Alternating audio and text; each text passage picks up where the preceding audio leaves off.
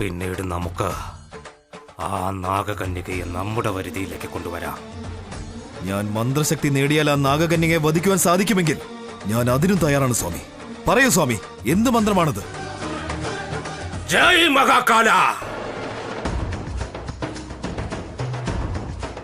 ഓം ബ്രഹ്മം ഓം നംകം ഓം നം ഗംസം കം ഖം കം. മഹാകാല ഭൈരവായ നമഃ. മഹാകാല ഭൈരവായ നമഃ. ശംഭോ ശങ്കര. ശംഭോ ശങ്കര. ഹര ഹര മഹാദേവ. ഹര ഹര മഹാദേവ. ഓം നമ ശിവായ. ഓം നമ ശിവായ. മന്ത്രം ഇത്രയുള്ളൂ സ്വാമി. ആ നാഗകന്യകയെ നശിപ്പിക്കുവാൻ വേണ്ടി ഞാൻ ഒറ്റക്കാലിൽ വേണമെങ്കിലും നിന്നുകൊണ്ട് തപസ് അനുഷ്ഠിക്കാൻ തയ്യാറാണ് സ്വാമി. ഒറ്റക്കാലിൽ നിന്ന് തപസ് ചെയ്യേണ്ട ആവശ്യമില്ല രുദ്ര. പക്ഷേ ഒരു കാര്യമുണ്ട്. പൗർണമി ദിനത്തിൽ നീ മന്ത്രങ്ങൾ ഉരുവിടേണ്ടി വരും. പക്ഷേ പൗർണമി നിലാവിന്റെ വെളിച്ചം ഉണ്ടാകരുത്. ആ പ്രകാശം നിന്റെ ദേഹത്ത് പതിയരുത്. പൗർണമിയുടെ അന്ന് ചന്ദ്രോദയം ഇല്ലാതിരുന്നാൽ അത് എങ്ങനെയുണ്ടാവും സ്വാമി? പരിഭ്രമിക്കാതെ രുദ്ര. വരുന്ന പൗർണമിക്ക് ചന്ദ്രോദയത്തിനായി കുറച്ച് താമസമുണ്ടാകും. ചന്ദ്രോദയത്തിന് തൊട്ടു മുമ്പായി തന്നെ നീ ആ മന്ത്രങ്ങൾ ചൊല്ലി പൂർത്തിയാക്കണം. എന്തു വന്നാലും ശരി, നീ ആ മന്ത്രങ്ങൾ ഉരുവിടുമ്പോൾ ഒരു തടസ്സവും വരാതെ നീ ശ്രദ്ധിക്കേണ്ടി വരും രുദ്ര. ശരി സ്വാമി, അങ്ങ് പറഞ്ഞതുപോലെ തന്നെ ചെയ്യാം. ശരി സ്വാമിജി, ഞാൻ ഇറങ്ങുന്നു. ജയ് മഹാകാല.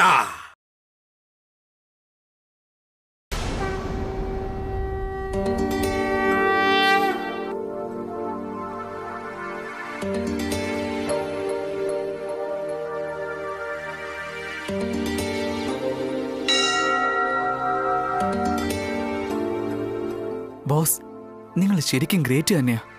ഞാൻ ആഗ്രഹിച്ചതുപോലെ അനന്യയുടെ അച്ഛന്റെ ഓഫീസിലെ ജോലിക്ക് കയറാൻ പറ്റി. അങ്ങയോട് എത്ര താങ്ക്സ് പറഞ്ഞാലും മതിയാവില്ല. Thank you thank you thank you thank you thank you thank you so much. എല്ലാം ഞാൻ വിചാരിച്ച പോലെ തന്നെയാണ് നടന്നത്. ഇല്ലാന്ന് പറയുന്നില്ല, എന്നാൽ മനുഷ്യന്റെ ആശയ്ക്ക് അന്ത്യമില്ലെന്ന് പറയും.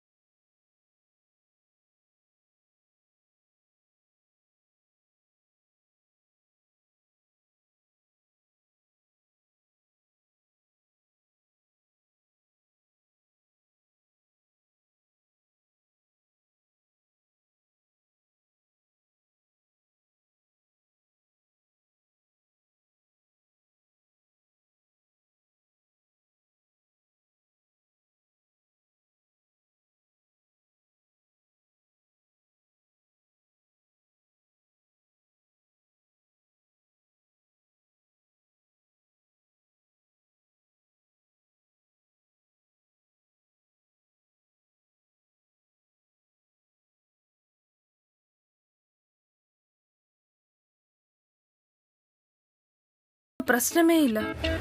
നീ എനിക്കുള്ളതാ. നീ എനിക്ക് വേണ്ടിയാ ജനിച്ചതെന്ന് എനിക്കറിയാം. ഇപ്പൊ ഞാൻ നിന്റെ മനസ്സിലില്ല എന്ന്. ബട്ട് ഞാൻ നിന്നെ വിടാൻ പോകുന്നില്ല. സത്യം പറയുകയാണെങ്കിൽ അങ്ങയെ വളരെ നന്നായി നോക്കിക്കോളാം. അങ്ങേക്ക് ഒരുവിധ കുറവും ഉണ്ടാവാതെ നോക്കിക്കോളാം. അങ്ങയെ വാരിപ്പുണർന്ന് എനിക്ക് അങ്ങയുടെ തിരുനെറ്റിയിൽ മുത്തം തരാൻ തോന്നുക. അത്രയും ധൈര്യമൊന്നും എനിക്കില്ല. അങ്ങയുടെ മുന്നിൽ ഞാൻ എല്ലാം മറക്കാം. മറന്നേ പറ്റൂ. എന്തൊക്കെയായാലും ഞാൻ അർജുനെ പറ്റി ആലോചിക്കാനേ പോകുന്നില്ല. എന്റെ മനസ്സിൽ അർജുന് ഒരു സ്ഥാനവും ഇല്ല. എന്റെ മാതാപിതാക്കളെ കൊന്നവരെ കൊല്ലുകയാണ് എന്റെ ലക്ഷ്യം. അത് മാത്രമാണ് എന്റെ ചിന്ത. ഇതാ എന്റെ ലക്ഷ്യം. ഇത് മാത്രം എനിക്ക് പ്രധാനപ്പെട്ടതും. അനന്യയുടെ കൂടെ തന്നെ എനിക്ക് ജീവിക്കണം. അതിന് എനിക്ക് അങ്ങയുടെ ആശീർവാദം വേണം. അനന്യെ എങ്ങനെയെങ്കിലും എന്റെ സ്വന്തമാക്കി തരണം. അങ്ങേക്ക് ശയന പ്രദക്ഷിണം നടത്താം, കാശ്മീർ മുതൽ കന്യാകുമാരി വരെ. കുറച്ച് അധികമായി പോയല്ലേ? എന്ത് ചെയ്യാനാ? സ്നേഹിക്കുന്ന പെൺകുട്ടിയെ സ്വന്തമാക്കാൻ വേണ്ടി എല്ലാ പയ്യന്മാരും കുറച്ച് ഇമോഷണൽ ആയി പോവും. അങ്ങയുടെ മുന്നിൽ എന്ത് സത്യം വേണമെങ്കിലും ചെയ്യും. ആ കൂട്ടത്തിൽ ഒരാളായി എന്നെ ഒന്ന് കാണണേ മഹാദേവ. അവളുടെ മനസ്സിൽ ചെറിയൊരു സ്ഥാനം കിട്ടിയാൽ മതി. അവിടെ മനോഹരമായൊരു വീട് വെച്ച് സുന്ദരമായൊരു ജീവിതം നയിക്കേണ്ടത് എന്റെ ഉത്തരവാദിത്വമാണ്.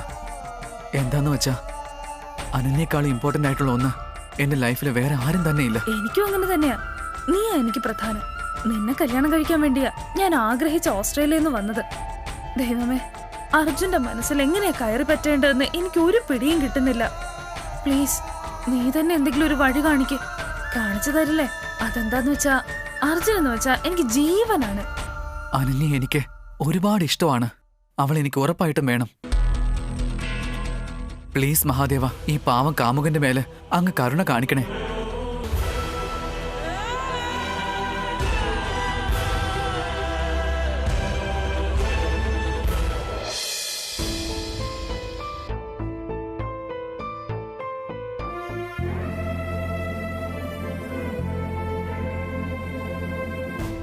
കരൺ, അമ്മേ, അർജുൻ എവിടെ? അർജുൻ എവിടെയാണെന്ന് എന്നോട് ചോദിച്ചാ ഞാനെങ്ങനെ പറയാനാ? അവൻ എവിടെ പോയിരിക്കുന്നത് എനിക്കറിയില്ല. നീ കള്ളം പറയല്ലേ കരൺ. അർജുൻ രാവിലെ ഇവിടെ ഇറങ്ങിയപ്പോ മയൂരിയോട് ഏതോ പുതിയ ജോലിക്ക് പോവാണെന്ന് പറഞ്ഞാ പോയത്. ഇത് നോക്ക്, അവൻ നിന്നോട് പറയാതെ ഒരു പുതിയ കാര്യത്തിനും പോവില്ല. പറയേ, അവൻ ഏത് ജോലിക്കാ പോയത്? അമ്മ, എന്തിനാ അമ്മ ഓരോ തവണയും അർജുൻ എവിടെങ്കിലും പോയാ എന്നോട് ചോദിക്കുന്നത്? ഞാൻ പറഞ്ഞത് സത്യമാ. അവൻ എവിടെ പോയെന്ന് എനിക്കറിയില്ല. നീ വീണ്ടും കള്ളം പറയാ. എന്നോട് സത്യം പറയില്ല എന്നാണോ? അറിഞ്ഞാലല്ലേ പറയാൻ പറ്റൂ. ഞാൻ പറയുന്നത് സത്യമാണമ്മേ. എനിക്കൊന്നും അറിയില്ല. പ്ലീസ് നിർബന്ധിക്കരുത്.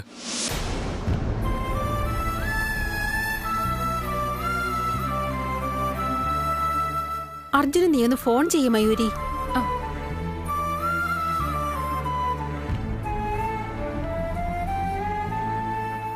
അമ്മേ, അർജുൻ ഫോൺ എടുക്കുന്നില്ല.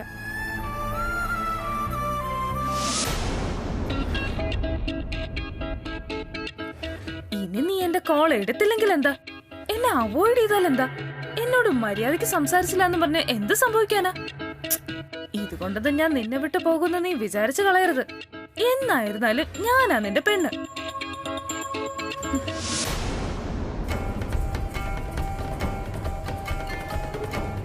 സത്യം പറയണം, അർജുൻ എവിടെയാണ് പോയതെന്ന് നിങ്ങൾക്ക് അറിയില്ലേ? അറിയാം, അവൻ വേറൊരു സ്ഥലത്ത് ജോലിക്ക് ചേർന്നിരിക്കാം. ഓ, അങ്ങനെയാണോ? അപ്പൊ അമ്മ ചോദിച്ചപ്പോ എന്താ എനിക്കൊന്നും അറിയില്ലെന്ന് പറഞ്ഞത്? എന്തിനാ അമ്മയോട് കള്ളം പറഞ്ഞേ? അങ്ങനെ ചോദിച്ചാ സത്യം പറഞ്ഞു കഴിഞ്ഞാൽ അമ്മയ്ക്ക് ഹർട്ടാവുന്ന പേടിച്ച പറയാതിരുന്നേ. അവർക്ക് ഹേർട്ട് ആവുമെന്ന് കരുതി എത്ര നാൾ സത്യം മറച്ചു വെക്കും? എന്നെങ്കിലും ഒരിക്കലും അവര് സത്യം അറിഞ്ഞല്ലേ പറ്റൂ. അതുപോട്ടെ, അർജുൻ എന്തിനാ വേറെ സ്ഥലത്ത് ജോലിക്ക് പോയേ? നമ്മുടെ കമ്പനി തന്നെ ജോലി ചെയ്യാമായിരുന്നല്ലോ. അത് അവന്റെ പേഴ്സണൽ മാറ്ററാ. അവന്റെ പേഴ്സണൽ മാറ്ററിൽ തലയിടുന്നത് എനിക്ക് ഇഷ്ടമല്ല. എന്താ, അതെങ്ങനെ അർജുന്റെ പേഴ്സണൽ മാറ്റർ ആവും? അർജുന്റെ കാര്യം ഈ വീട്ടിൽ എല്ലാവർക്കും പ്രധാനപ്പെട്ടതാണെന്ന് അമ്മയും മുത്തശ്ശിയും പറയുന്നതല്ലേ? 1.5 മാസത്തിനുള്ളിൽ അവന്റെ കല്യാണം നടന്നില്ലെങ്കിൽ അത് അപകടമാണെന്നും അറിയാലോ. എല്ലാ കാര്യങ്ങളും അറിയാവുന്ന ആളല്ലേ. വെറും ദോഷം മാത്രമല്ല, ചിലപ്പോ നിങ്ങളുടെ അനിയന്റെ ജീവൻ വരെ നഷ്ടപ്പെടാം. അതും പാമ്പ് കടിച്ചിട്ടായിരിക്കും മരിക്കുക. ഇത്രയൊക്കെ ആയിട്ടും അർജുൻ എപ്പോഴും പാമ്പ് പാമ്പെന്ന് പറഞ്ഞ് അതിന്റെ പുറകെ നടക്കുകയല്ലേ? അതെ, എന്റെ ഒരു സംശയം, അവൻ വേറെ എവിടെയോ ജോലിക്ക് ചേർന്നു എന്നല്ലേ പറഞ്ഞേ? മിക്കവാറും അതൊരു പാമ്പിന്റെ പുറകെ നടക്കുന്ന ജോലി തന്നെയായിരിക്കും. ചിത്ര, സംശയിക്കുന്നതിനൊക്കെ ഒരു പരിധിയുണ്ട്. ഇനി ഒരിക്കലും ഇങ്ങനെ സംസാരിക്കരുത്. ഞാൻ വെറുതെ എന്റെ സംശയം പറഞ്ഞതൊന്നും അല്ല, എനിക്ക് തോന്നിയത് പറഞ്ഞു, അത്രേ ഉള്ളൂ. കണ്ണോർന്ന് നോക്ക്, ഇവിടെ എങ്ങും പാമ്പില്ല. ഇല്ല ഏട്ടാ, അതിവിടെ ഉണ്ട്. എന്നെ ഉറപ്പായും കടിക്കും. എനിക്ക് ഈ വീട്ടിൽ നിൽക്കണ്ട. സമാധാനിക്ക്. അല്ല, നീ പാമ്പിനെ കണ്ടത് ഒരു തോന്നലാണോ? ഏട്ടാ, ഞാൻ ആ ഡ്രോയർ തുറന്നതും പാമ്പ് എന്നെ കടിക്കാനായിട്ട് വന്നു. ഞാൻ പേടിച്ചെവിടുന്ന് ഓടി വന്നതാ. അല്ല രാജി, നീ പറഞ്ഞതുപോലെ ഇവിടെ പാമ്പിനെ കണ്ടെങ്കിൽ അത് ഇവിടെ തന്നെ കാണണ്ടേ? എവിടെ പോയി? അതെവിടെ പോയെന്ന് എനിക്കറിയില്ല. ഞാൻ ആ ബോക്സിൽ ആഭരണവും പണവും വെച്ചത്. ഇപ്പൊ ആ ബോക്സിനുള്ളിൽ പാമ്പാ ഉള്ളത്. ഞാൻ എടുത്തോണ്ട് വന്ന ആഭരണങ്ങളെല്ലാം തിരിച്ച് സരോജയുടെ ബ്യൂറോയിൽ എങ്ങനെ എത്തി? അത് ശരിയാണല്ലോ, എങ്ങനെ എത്തി? ഏട്ടാ, എനിക്ക് തോന്നുന്നത് ആ അനന്യ എന്തോ മായജാലം പഠിച്ചിട്ടുണ്ട്. അതുകൊണ്ടാണ് വീണ്ടും വീണ്ടും ആരോടും പറയാതെ അവള് പുറത്തേക്കൊക്കെ പോയിട്ട് വരുന്നേ. അതെ രാജി, നീ പറഞ്ഞത് കേട്ടപ്പോ എനിക്കും സംശയമുണ്ട്. അവളെ വന്നത് മുതൽ ഞാനും ശ്രദ്ധിക്കുന്നുണ്ട്. മറ്റു പെണ്ണുങ്ങളെ പോലെയല്ല, അവൾ അധികം സംസാരിക്കുന്നില്ല. എപ്പോഴും ഓരോ ചിന്തയില് സീരിയസ് ആയിട്ടിരിക്കും. അവൾ ആര്, എവിടുന്ന് വരുന്നു, ഈ വീട്ടിലേക്ക് എന്തിനു വന്നു, ഇതെല്ലാം കണ്ടുപിടിക്കണം. ഏട്ടൻ എന്ത് ചെയ്താലും ഒന്ന് ശ്രദ്ധിച്ച് ചെയ്യണം. അവൾക്ക് എന്തെങ്കിലും മനസ്സിലായാൽ പിന്നെ നമ്മുടെ കാര്യം പോക്കാം. പിന്നെ അവൾ എന്ത് ചെയ്യുമെന്ന് അറിയില്ല. നീ വിഷമിക്കണ്ട രാജി. നീ കരുതും പോലെ അവൾ മായയും മന്ത്രവും അറിയുന്നവളാണെങ്കിൽ ആ അമ്പ് എങ്ങനെയാണ് തിരിച്ചയക്കേണ്ടതെന്ന് എനിക്ക് നന്നായിട്ടറിയാം. നീ നോക്കിക്കോ രാജി, കുറഞ്ഞ സമയത്തിനുള്ളിൽ അവളൊരു വഴിക്കാക്കും ഞാൻ. എന്തായാലും ഒന്ന് വേഗം ചെയ്യട്ടെ. അവൾ ഈ വീട്ടിലേക്ക് വന്നതിന് ശേഷം എന്റെ മനസ്സമാധാനം മുഴുവൻ ഇല്ലാണ്ടായി.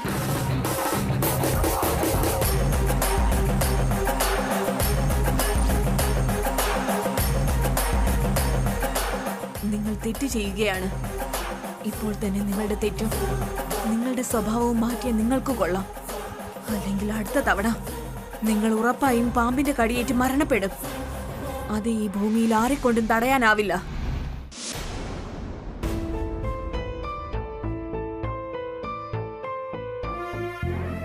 ഹായ് അമ്മേ, എന്തെടുക്കുവാ?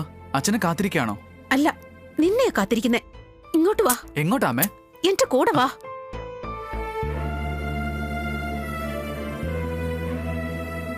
ഇത് പറ, നീ ഏതോ പുതിയ ജോലിയിൽ ജോയിൻ ചെയ്തെന്ന് മയൂരി എന്നോട് പറഞ്ഞു. അത് ശരിയാണോ? ഷേ, അവൾ എല്ലാ കാര്യവും അമ്മയോട് ചെന്ന് പറഞ്ഞല്ലോ.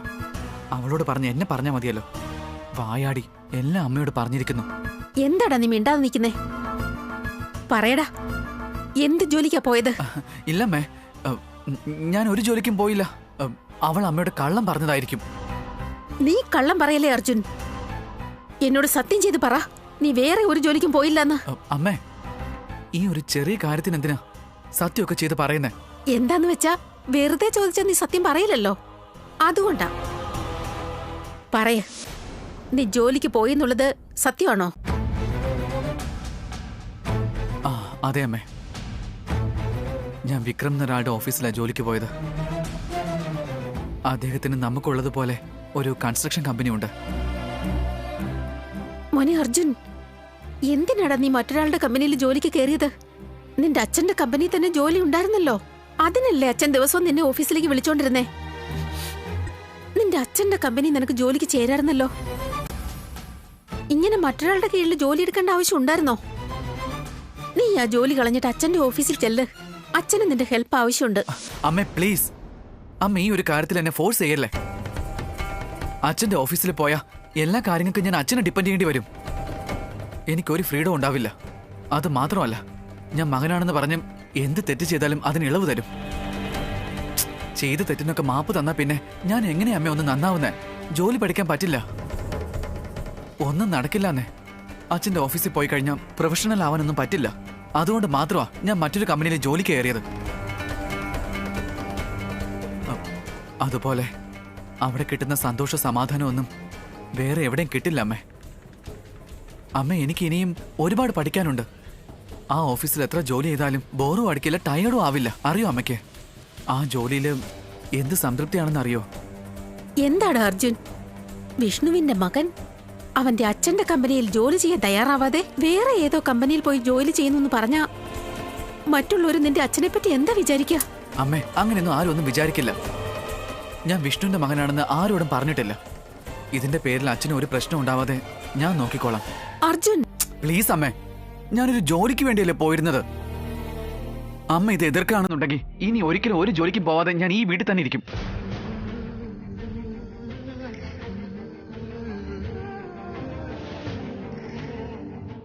നിങ്ങൾ അവനെ സംരക്ഷിക്കാൻ ശ്രമിക്കുക.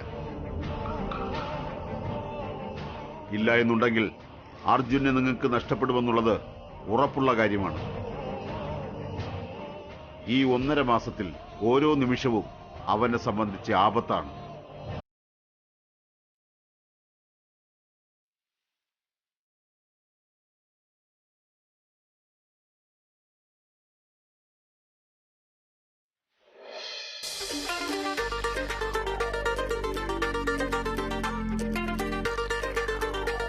ഹലോ, എന്റെ ചക്കരക്കുട്ടി രാവിലെ മുതൽ എവിടെ പോയി കിടക്കായിരുന്നു? ഈ കുരങ്ങിയുടെ ശല്യം സഹിക്കാൻ വയ്യാതെ പുറത്തേക്ക് പോയതാ. എന്നെ നീ കുരങ്ങിയെന്ന് വിളിക്കുന്നു? അയ്യോ, അത് കുരങ്ങനെ എന്നെ അപമാനമല്ലേടി. എടി രാക്ഷസി, നീ എന്നെ കൊല്ലാൻ പോവാണോ? സോറി മോളെ, എന്നോട് ക്ഷമിക്കും. നീ കുരങ്ങിയൊന്നും അല്ല, എന്റെ സ്വീറ്റ് ഫ്രണ്ട് മയൂരിയ. എന്താ പോരെ? അങ്ങനെ വഴിക്ക് വാ. അല്ല, നിനക്ക് വേണ്ടിയിട്ടാ ഞാൻ ഓസ്ട്രേലിയയിൽ നിന്ന് വന്നത്. എന്നിട്ട് നിന്നെ ഒന്ന് കാണാൻ പോലും കിട്ടുന്നില്ലല്ലോ. ഇന്ന് എനിക്ക് എന്തുമാത്രം ബോറടിച്ചെന്നറിയോ? എന്ത് ചെയ്യാനാടോ, എനിക്കാണെങ്കിൽ നിന്നെ പോലെ ഫ്രീ ടൈം ഒന്നുമില്ല. അത് മാത്രമല്ല, ഒരു പുതിയ ബിസിനസ് സ്റ്റാർട്ട് ചെയ്തിട്ടുണ്ട്. അതുകൊണ്ട് അവിടെയും പോവേണ്ടി വരും. പണ്ടത്തെ പോലെ നിന്നോട് ടൈം സ്പെൻഡ് ചെയ്യാനൊന്നും കഴിയില്ല. അല്ല, നീ എന്തിനാ വേറെ ബിസിനസ് ചെയ്യുന്നേ? നിന്റെ അച്ഛന് വലിയൊരു കമ്പനി ഉണ്ടല്ലോ, നിനക്ക് അവിടെ എങ്ങാനും ജോലി നോക്കിക്കൂടെ? നോ നോ, എനിക്ക് എന്റെ സ്വന്തം കാലിൽ നിന്നുകൊണ്ട് എന്തെങ്കിലുമൊക്കെ കാര്യങ്ങൾ ചെയ്യണം. അതിനു വേണ്ടിയുള്ള ശ്രമത്തിലാ ഞാൻ. രാവും പകലും ഇല്ലാതെ ഞാൻ കഷ്ടപ്പെട്ടുകൊണ്ടിരിക്കുകയാടി. ഈ ബിസിനസ് ഒന്ന് സക്സസ് ആയി കിട്ടിക്കഴിഞ്ഞാ എനിക്ക് പിന്നെ അത് മതി. ഹലോ മിസ്റ്റർ അർജുൻ, നിനക്ക് ബിസിനസ് ചെയ്യാൻ ഇനിയും ഒരുപാട് സമയമുണ്ട്. ഈ പ്രായത്തിൽ നിനക്ക് ചെയ്യാനുള്ള ഒരു ഇമ്പോർട്ടന്റ് ആയിട്ടുള്ള ഒരു കാര്യമുണ്ട്. അതെന്താന്നറിയാമോ? ഓ, അങ്ങനെ ഒരു കാര്യം ഉണ്ടായിരുന്നോ? എന്താ അത്? എന്നെ ലവ് ചെയ്യുന്നത്. ആ, നിന്നെ ലവ് ചെയ്യണമെന്നോ? ആ, അതിനെന്തിനാ ഇത്രക്ക് ഞെട്ടുന്നേ? പിന്നല്ലാതെ, തമാശ പറയുന്നതിനൊക്കെ ഒരു ലിമിറ്റ് ഇല്ലേടി. ഇനി അഥവാ നിന്നെ സ്നേഹിക്കേണ്ട അവസ്ഥ എങ്ങനെ വന്നു കഴിഞ്ഞാ ഞാൻ വല്ല സന്യാസത്തിനും പോവും. നീ എന്താണോ അങ്ങനെ പറയുന്നേ? എനിക്ക് എന്താണ് ഒരു കുറവ്? നിനക്ക് ഒരു കുറവുമില്ല എന്റെ പൊന്നെ, നിനക്കെല്ലാം കുറച്ച് കൂടുതലാ ഉള്ളത്. ഞാൻ നിന്നെ സ്നേഹിച്ച് കെട്ടുന്നതിനേക്കാളും നല്ലത് വല്ല സന്യാസി ആവുന്നതാ. അങ്ങനെയാണോ? എന്നാ ശരി, നീ അങ്ങനെ സന്യാസി ആവുകയാണെങ്കിൽ വിശ്വാമിത്ര മഹർഷിയുടെ തപസ് ഇളക്കിയ മേനകയെ പോലെ ഞാൻ നിന്റെ തപസ് മുടക്കി നിന്നെ അങ്ങ് കെട്ടും. ഹലോ, ഇത് വിശ്വാമിത്രനൊന്നും അല്ല മോളെ. അർജുൻ, ഞാൻ നിന്റെ സ്വന്തം ആവുന്നുള്ളത് വെറും സ്വപ്നമാണ്. നിന്നെ ഉണ്ടല്ലോ, നിന്നെ ഇന്ന് ഞാൻ ഈ അർജുനെ കിട്ടുന്നത് അത്ര എളുപ്പമുള്ള കാര്യമൊന്നുമല്ല. ഞാനേ വരാലാടി, വരാല്. വേണമെങ്കിൽ നീ ഒന്ന് ട്രൈ ചെയ്തോ, ചിലപ്പോ എങ്ങനെ കിട്ടിയാലോ. നിന്നെ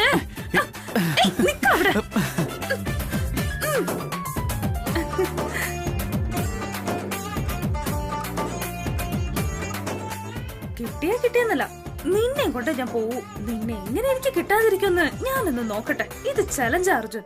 നിന്നെ കൊണ്ട് ഞാൻ ഐ ലവ് യു എന്ന് പറയിപ്പിക്കും. ഇനി എന്നായാലും നീ എനിക്കുള്ളതാ. ഏട്ടൻ ഇപ്പൊ എത്തിയതേ ഉള്ളൂ. ഫ്രഷ് ആയിട്ട് വരൂ, ഞാൻ കുടിക്കാൻ കോഫി എടുത്ത് വെക്കാം. നിക്ക്, എനിക്ക് കാപ്പിയും പലഹാരവും ഒന്നും വേണ്ട. കുറച്ച് സമയത്തേക്ക് എന്നെ എന്റെ ഇഷ്ടത്തിന് വിട്ടേക്ക്. അത് പിന്നെ ഏട്ടാ, ഒരു തവണ പറഞ്ഞാൽ നിനക്ക് മനസ്സിലാവില്ലേ? എനിക്ക് ഒരുപാട് ജോലിയുണ്ട്. ഞാനായിട്ട് നിന്നെ വിളിക്കുന്നത് വരെ എന്നെ ശല്യം ചെയ്യരുത്.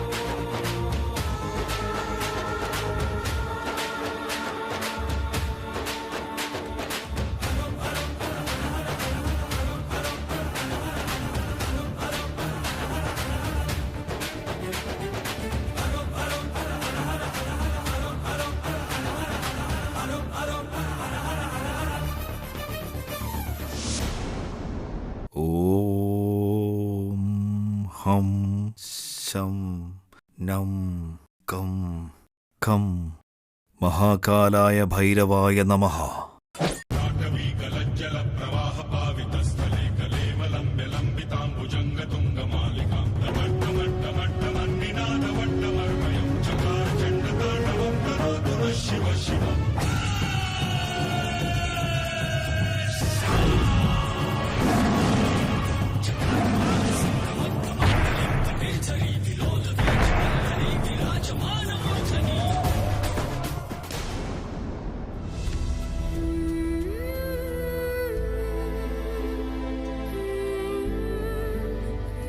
അമ്മ വാരിത്തരണമെന്നില്ല, ഞാനെടുത്ത് കഴിച്ചോളാം. ദേവി ഇത് അങ്ങനെയൊന്നും പറയല്ലേ മോളെ. നിന്റെ അമ്മയായി നിനക്ക് ചോറ് വാരിത്തരാൻ എനിക്കൊരു അവസരം എന്താ? എനിക്കൊരു കുഞ്ഞ് ജനിക്കുമെന്നും ആ കുഞ്ഞിനെ താരാട്ട് പാടി ഉറക്കണമെന്നും അമ്പിളി അമ്മാവിനെ കാണിച്ച് ചോറ് കൊടുക്കണമെന്നും അങ്ങനെ എത്രയോ ആഗ്രഹങ്ങൾ എനിക്കുണ്ടായിരുന്നു. എന്നാൽ ആ ഈശ്വരൻ ആ ഭാഗ്യം എനിക്ക് തന്നില്ല. എന്റെ വയറിന് ആ ഭാഗ്യമില്ല. ആ കാരണം കൊണ്ട് ഞാൻ ദിവസവും എന്തുമാത്രം വിഷമിച്ചിരുന്നു എന്നറിയോ? ഒരു കുഞ്ഞ് ജനിക്കാൻ വേണ്ടി ഞാനും അദ്ദേഹവും പോകാത്ത അമ്പലങ്ങളില്ല, ചെയ്യാത്ത ട്രീറ്റ്മെന്റുകളില്ല. എന്നാൽ ഞാൻ വിശ്വസിച്ച എന്റെ ദൈവം എന്നെ കൈവിട്ടില്ല. അതും ദൈവസന്നിധിയിൽ വെച്ച് നിന്നെ കിട്ടിയത് ഒരത്ഭുതം തന്നെയാ. ഏത് ജന്മത്തിലെ പുണ്യാണെന്നറിയില്ല, നിന്നെപ്പോലെ മനസ്സുള്ള ഒരു മകളെ എനിക്ക് മകളായി കിട്ടാൻ കാരണം എന്റെ ഇത്രയും നാളത്തെ ദുഃഖം നീ തീർത്തു തന്നു മോളെ.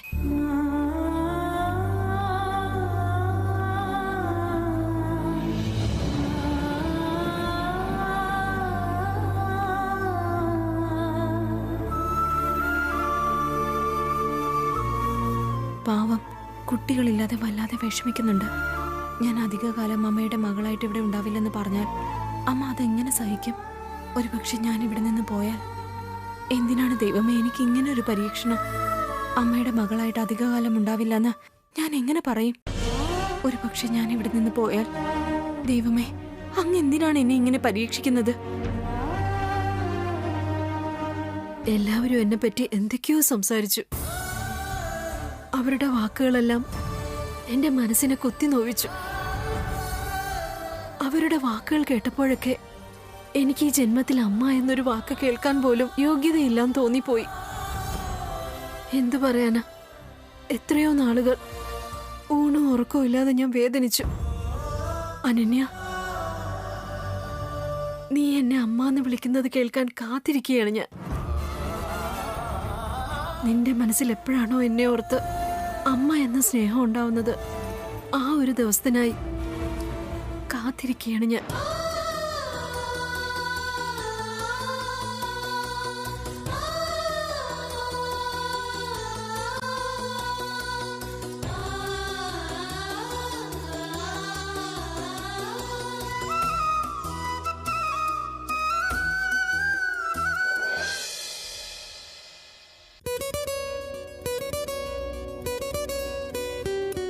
എനിക്കെന്താണോ ഇങ്ങനെ തോന്നുന്നത്? ചിലപ്പോഴൊക്കെ അനന്യ എന്റെ സ്വന്തം പെണ്ണാണെന്ന് തോന്നും. ചില സമയത്ത് അവൾ എനിക്ക് സ്വന്തം ആവില്ലെന്നും തോന്നും. സത്യത്തിൽ അവൾ തന്നെ എൻ്റെ അടുത്ത് വന്ന് അർജുൻ ഐ ലവ് യു എന്ന് എന്നോട് പറയുന്നവരേക്കും എൻ്റെ ഈ ടെൻഷൻ മാറില്ല. പ്ലീസ് മഹാദേവ, അനന്യ എന്റെ സ്വന്തമായി മാറുന്നുണ്ടെങ്കിൽ എന്തെങ്കിലും ഒരു ക്ലൂ തരാമോ?